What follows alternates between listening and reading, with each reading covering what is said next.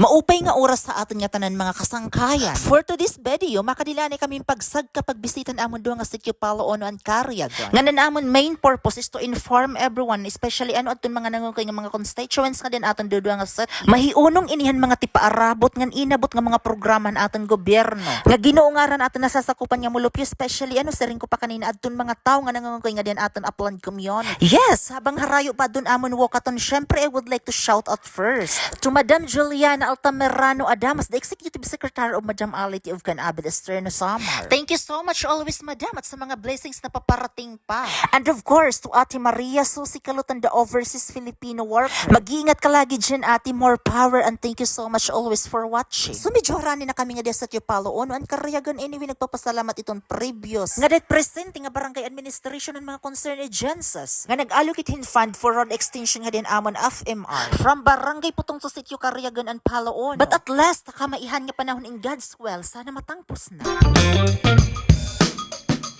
And finally, adi na kami sitio Cariagon. Thank you so much, God. Syempre, sa mga nag-disappear naming calories and fat, kung meron man. Kunting chika-chika laan kami ganyan mga tao habang namamahuay kami din afterwards. Dineritso na kami nga de sitio Palaono para namon let lunch.